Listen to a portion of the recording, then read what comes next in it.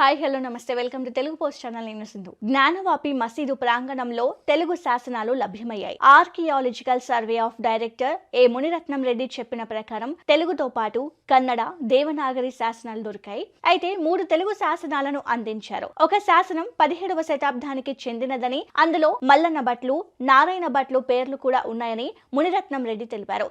తెలుగు రాష్ట్రానికి చెందిన నారాయణ భట్లు కాశీ విశ్వనాథ నిర్మాణంలో 1585లో కీలక భూమిక పోషించారు. 1585లో ఈ ఆలయ పునర్నిర్మాణం జరిగిందని పేర్కొన్నారు. రాజా తోడర్మల్లు ఆదేశంతో తిరిగి ఆలయ నిర్మాణానికి చేపట్టాలని సూచించారు.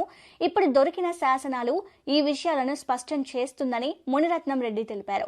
ఈ శాసనం జ్ఞానవాపి మసీదు గోడ మీద తెలుగులో ఉందని కూడా చెప్పారు. వాటిపై మల్లన్న భట్లు, నారాయణ భట్లు పేర్లు కూడా ఉన్నాయని చెప్పారు.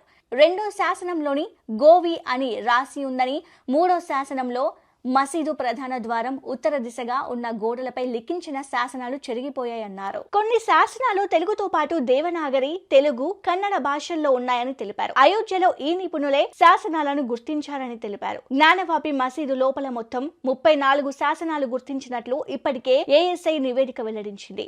మసీదు నిర్మాణంలోనూ మరమ్మతుల్లోనూ ఉపయోగించిన రాళ్లలో హిందూ దేవాలయంలోనే రాళ్లు ఉన్నాయని గుర్తించారు. వీటి ఆధారంగానే ముందున్న ఆలయాన్ని కూల్చి మసీదును నిర్మించారనే అభిప్రాయానికి వచ్చినట్లు ఆర్కియాలజికల్ సర్వే ఆఫ్ ఇండియా ఇచ్చిన నివేదిక స్పష్టం చేసింది.